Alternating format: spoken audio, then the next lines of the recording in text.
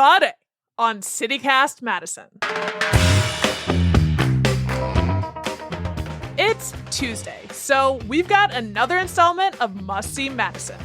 With your help and suggestions, we've been sending out our producer and new Madison resident, Phil Surkis, to see the town and get to know this place better. See Madison at its best. All right, y'all, buckle up. It's Tuesday, July 9th. I'm Bianca Martin, and here's what Madison's talking about.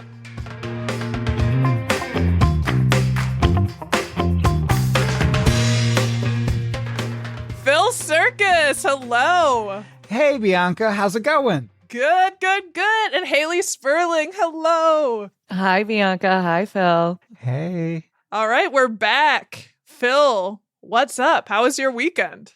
It was a really good weekend, but I think you know how my weekend started because I do, because I was there. You were there because I took a suggestion from Leslie W. You know what she said? What did she say? She said I should go to a Friday fish fry, and other people have said that too. Chauncey H., Nancy N., they've all suggested fish fries, but Leslie W. said you have to go to the fish fry at the Tip Top Tavern.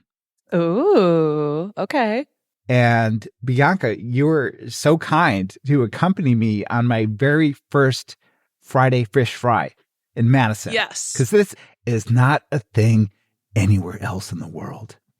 Well, I don't know about that, but certainly across Wisconsin, we take it pretty seriously. And we had to take Leslie up, right? And it was a great Friday. And we went to check it out. And there were indeed, did she tell us to make sure to get there early or like get there late because there's going to be a lot of people. And there was something we're supposed to do to prep for it. Pre-game. Oh, she said pre-game. Yes. We did not pre-game. I pre-gamed on Wata, but we got in there and there were indeed 7 groups ahead of me, but 4 of them left. They got scared off, but the bar was totally full. The inside was really full. But we did get a table not too long after that outside on the patio, and it was really cute. It's like it's good summer patio vibes. You know, you got the little twinkly lights and the fake or maybe real plants. I don't know on the. Is it like a covered patio? It felt like there was where we were. Yeah, it was a great patio vibe. Yeah, Loved and it. we're going to talk about why Hayley wasn't there because she the night before went somewhere else, which we're going to talk about later. But she was welcome. That might have been just what the doctor ordered if she was there. I know. We did miss you, Hayley. Have you been to the Tip Top?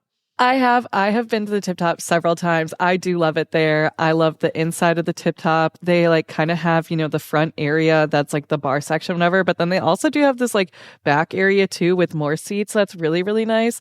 But the patio really is top tier. And like part of it, like you said, is covered in the back and then the other part isn't. So they really have like pretty much everything you could ever ask for. But I'm curious, Phil, Bianca, what kind of fish fry did you get and how was it? Before we get to the fish fry, I think I know why they call it the Tip Top.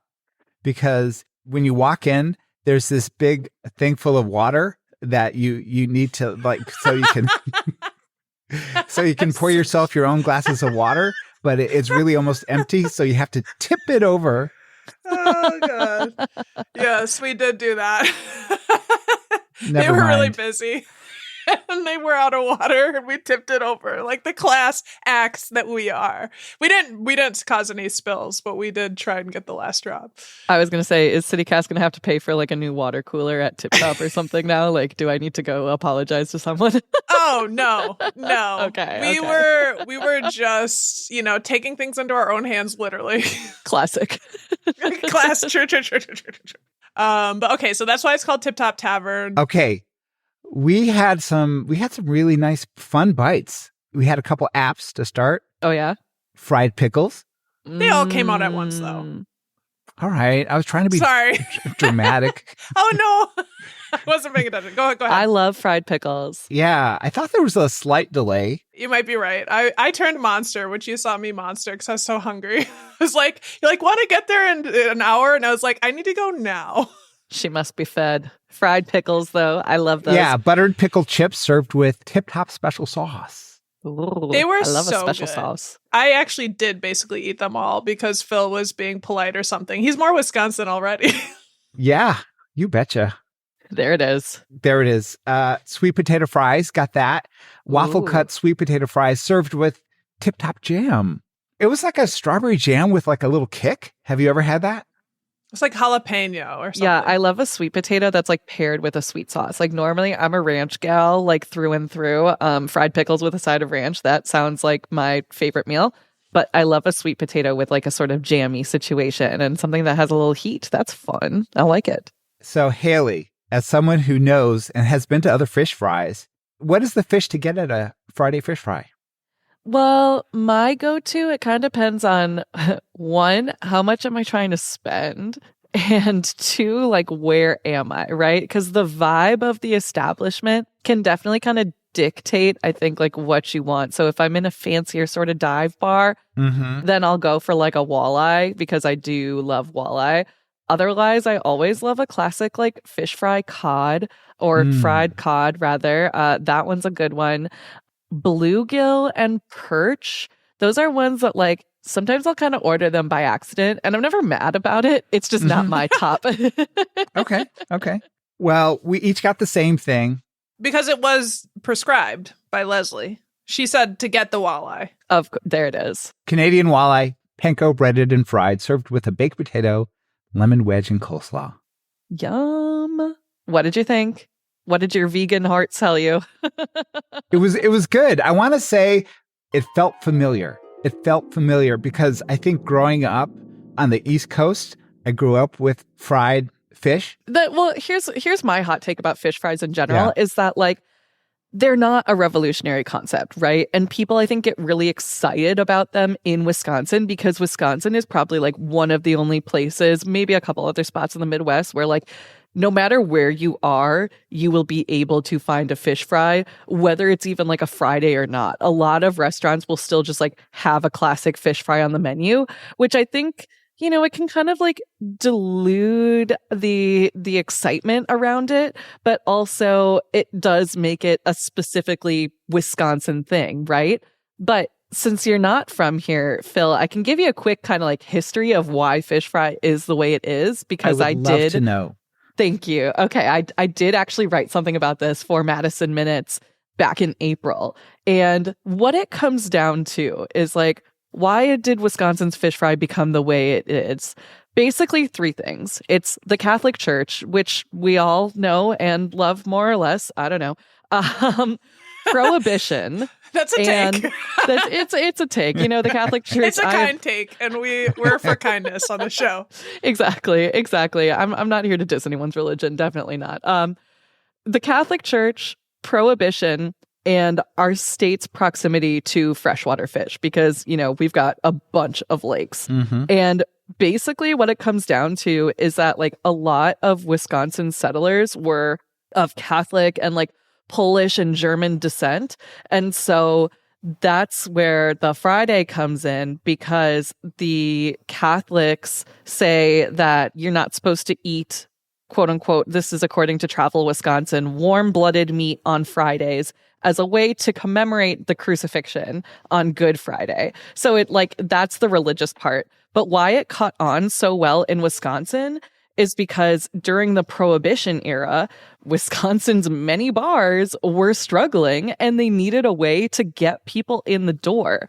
And so they started doing these like fish fries all the time because it was easy, it was cheap. A lot of them were just like set up to do it. And so basically throughout the 20th century, taverns would sell plates of fried fish basically as a means to stay afloat during Prohibition. And like I said, since freshwater fish, like our favorites, walleye, perch, bluegill, were basically just bountiful and cheap, it was a simple way to get people in the door. And the tradition has just kind of stuck around. And that's how we end up with Wisconsin fish fry. I love that story. Nice. A little history for you. I feel like Prohibition in Wisconsin is just like such a I mean, it's fascinating everywhere, but it's got a lot to do with our culture, and you just don't think about the impacts. It really does. And again, that's how we get fish fry everywhere all the time now. Well, I felt like I was taking part in a long tradition. And when Bianca and I left the establishment, we ran into some folks across the street. and there was a kind gentleman named Jordan, and he suggested that maybe I should have gotten the Reuben or the burger. Or the brisket. So yeah. I think I want to go less traditional next time I go to the Tip Top Tavern and go for the brisket. As a Jew. You need the brisket. I mean, I was going to say it if you weren't going to say it. I can't. I do love brisket. My dad's brisket is the best. He makes it for Passover, whatever. But yeah, the thing about fish fry is that I find that in order for it to be truly amazing or for it to like really feel the best for me anyways, like I have to really be craving it, right? Like it has to be like months since I have had my last fish fry. And like, since again, it's so plentiful and bountiful in Madison and Wisconsin, like it can become a little bit less special, whenever you do it that often. I wouldn't totally get away from, since I ate one over there with you, I hear you, just like, it felt kind of run of the mill, honestly. And so I'm glad that we went across the street and Jordan's like, come on now, Tip Top Tavern has fantastic food, and they might have had a similar experience with the fish fry there. Obviously, people love it because it was recommended, but it's maybe not for everyone, but we got to try some of those other things. We will, though. We should definitely we'll put our link into our show notes, that write-up that Hayley did, because it highlighted some of the other fish fry places like Quivy's Grove, Athens Grill, and the Old Fashioned, among other recommendations for fish fry. But I will continue to love the fried pickles.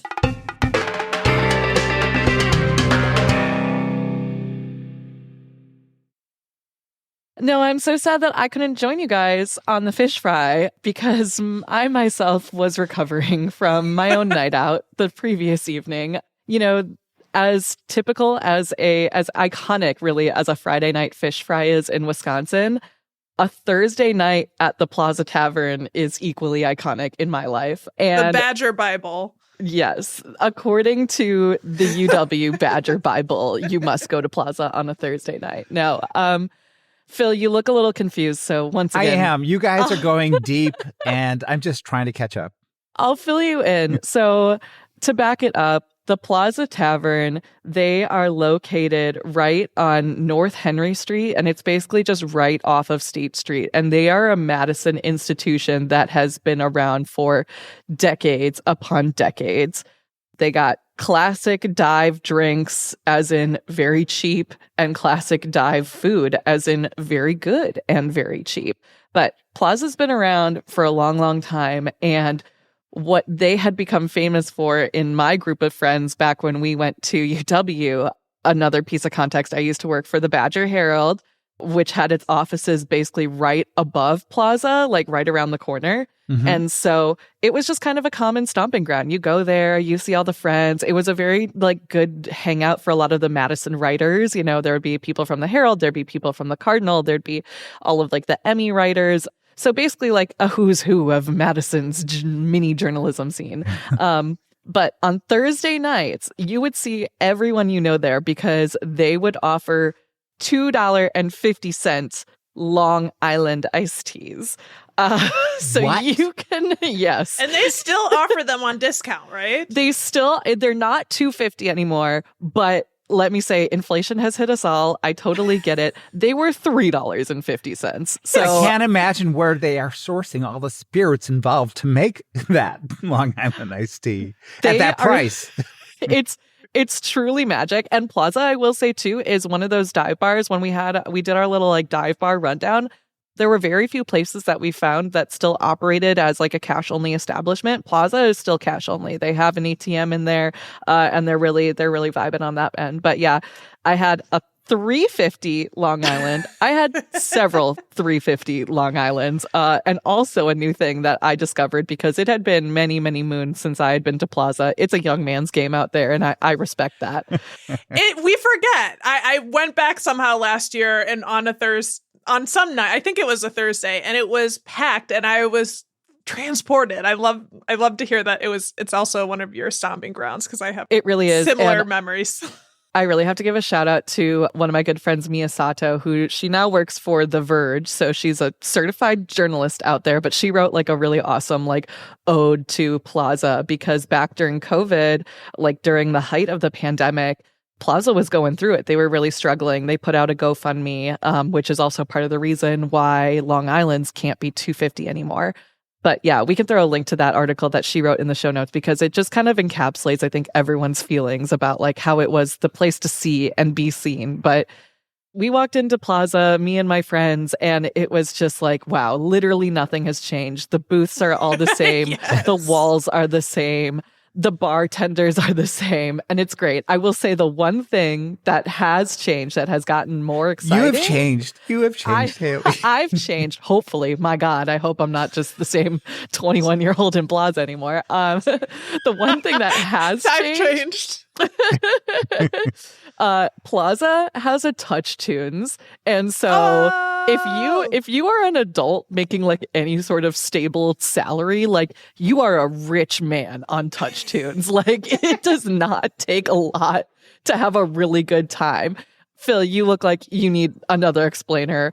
Touch tunes, it's basically like a digital jukebox, right? And so you can download an app on your phone, or you can go, literally touch the tunes. There's like a pod sort of like thing on the wall, and you get to play the songs that come next, and you can like pay extra and skip everyone in line and go up first. And my friend Polo, who like lives in DC these days, and is used to DC drink prices and whatever, he's like, touch tunes, this is like 2 cents and I'm having the best time of my life. And he put on like Creed song after Creed song after Creed song. Oh my goodness. Was he antagonizing the crowd? We were just having social fun. Experimenter? It was so funny. And I think there was like, we found out it was like a bachelor party or something that was in there, and we played like the Creed song, like, can you take me higher? They were getting really into it. I was like, this one's for you. I played, of course, I Gotta Do It to him. I do a lot of My Chemical Romance. I do a lot of Fall Out Boy. That's how you know that I am in the bar. But that's why I had to, unfortunately, bow out of the fish fry, because my night at Plaza, it started at maybe 9:30 and it ended at maybe 1:30. And like I said, I'm not a young whippersnapper anymore. I gotta go to bed. Yeah. If that's not a chapter in your coming book, which you haven't said anything about, but I hope that you write, it needs to be My Night at the Plaza. Chapter 9, please. I love it. But branching out, Phil, you did other things besides eat and drink, right? What else did you see in Madison recently? After that fish fry, and also Bianca and I, we were talking about how many calories were in this. It kept getting larger and larger. Like we just ate 10,000 calories, which could be true. Because I clocked it at 1,500 because I just started like an app just to try and track my eating. Okay. So what we had. It was as big as a shoebox, that walleye on the plate. Yeah, it was big. Big as your head. It was big. So over the weekend, I decided to take Jeff C., who wrote into Madison Minutes on his suggestion, and return to Arboretum Drive so I could ride my bicycle on Arboretum Drive. So that's what I did. I headed out towards Arboretum Drive, and on my way there, let's say I was taking the Lake Loop, and then I was going past Monona Terrace, and I stumbled upon a free water skiing show. Ooh. Yes. That was a trip. Mad City Free Water Ski Show. It was crowded. I had to get off the bicycle and kind of carefully walk it through the path. And they do this free every Sunday evening throughout the summer. On Lake Monona. It's on Lake Monona. Yeah. Mad City Ski Team. It's made up of a group of dedicated volunteers that perform free water ski shows for the Madison community throughout the summer. That was taken from their website. I feel like I've seen this going on, and I kind of like look over. I'm like, oh, that's cute. It is cute because the team is made up. They have kids doing it, and they have people all ages on water skis, and people love to watch it. I want to talk about one thing I saw there. I'm going to have to drop a Gen X pop culture reference, and I apologize in advance if it doesn't fly. We reject your apology. Take it back. We don't need it. I embrace your rejection. So I was going along there. The first thing I heard was like there was a dude singing. I'm playing an acoustic guitar on a PA system, and I'm going to call him Bootleg Adam Sandler because he was singing an Adam Sandler original Lunch Lady Land. Do you know that song at all? No, but I do like some of his songs. I'm like, why? Why? Why is Why he singing not? this? Why not? And I did note he was also like taking away some of the original lyrics and dropping in Lake Monona every once in a while. Oh, we love a local twist. A Okay, local he's twist. an artiste. It's a character. The water skiers, when I saw them, I couldn't believe my eyes. They were all outfitted in pink, standing on each other's shoulders, zipping across Lake Monona. Silence. What are we going to say to that? I love it. I love that you brought up these water skiers, and I didn't really realize that it was like kind of a regular show thing, because I definitely have driven past like on John Nolan Drive multiple times being like, oh, cool, a water ski show or something. But I didn't really realize that it was like something that was just open to the public and people could come by and watch. Like I kind of always thought it was like, oh, these people know something that I don't, but now I know. Did the Adam Sandler troubadour tell you anything? No, I didn't talk to him. He was out on the dock, out on the pier. Oh, wow. He was like really a part of everything. Anyway, that was on my way to Arboretum Drive. So I continued on my way. I took the Lake Loop to the Southwest Path. So in about 20 minutes, I was there on North Wingra Drive. I have a fun time saying the word Wingra. It was perfect biking weather this past weekend, and I headed down that same road, the one I talked about a few weeks ago when I was in a car and I accidentally almost hit a group of people. We won't talk about that anymore. But I started on the road. It got kind of dim with all the tree cover. I got kind of scared. I got scared because I might get a flat somewhere. Because I just realized, like, I've been riding without like a patch kit or tube or anything. I haven't got a flat yet in Madison. So I want to ask the listeners, what's your favorite bike shop? Just let me know. I need to bike more safely. I need to not feel like I'm playing the odds when I go out on a bike ride. But I came out the other end of Arboretum Drive. It was golden hour on a perfect day. I picked up another bike path off of Seminole Highway. Is that how you say it? Seminole Highway? Mm-hmm. It was an amazing bike path where I just was like going downhill for miles, it seems, just like dodging all the pedestrians who are holding plastic bags of takeout food, because there was a lot of that. You guys have a lot of pedestrians carrying takeout food in Madison. They got places to go. Yeah, right. I am one of them on a regular basis. I was having so much fun. It was such a glorious day to ride a bike. I went by this place called Bandit, which was another recommendation from Susie V to get tacos at Bandit. I didn't go in because I was wearing bike cleats, and it just would. But I'm going to go back. But I had a feeling on this bike ride. I just wanted to share this feeling I had, and maybe I've been having this feeling over the past week or so. The feeling is like, Madison, you've been flirting with me, okay? Like the bike paths, the bird song, the lakes, the trees, the food, the friendliness. I got a feeling that I just might be starting to fall for Madison. It's a process. You can't just move somewhere sight unseen and just be in love with the city. You have to get to know it, right? Mm-hmm. Mm-hmm. So I'm just saying that I'm starting to feel some warm feelings towards Madison. Starting to feel some feels for Madison? Yeah. I love it. I'm just letting you know, like, keeping it real. And Must See Madison has been helping with all of that. Yeah. Of course. I love that. And I mean, Must See Madison, we thrive off of everyone's suggestions. So, I mean, I know we always give a shout out, but like, let us know if there's somewhere that Phil should go, or if we should go as a team. Send us an email, madison@citycast.fm, or give us a call and leave us a voicemail. That number is 608-318-3367. You heard him. He's fallen in love. Let's help him fall in love further. I'm just saying I'm having some feelings. He's having some feels. It's beautiful. It's beautiful. I'm falling in love with you. All right, y'all. Thank you so much, Phil, Hayley. See you next time. We'll do it again soon.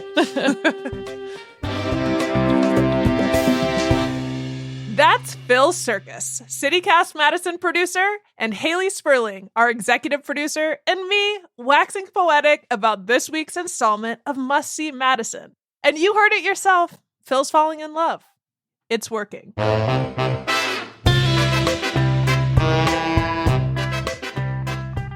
That's all for today here on CityCast Madison. I'm Bianca Martin. If you enjoyed the show, why not share this episode with the most tried and true Wisconsinite you know. I bet they have takes on fish fry. All right, we'll be back tomorrow morning with more stories from around the city. Ciao.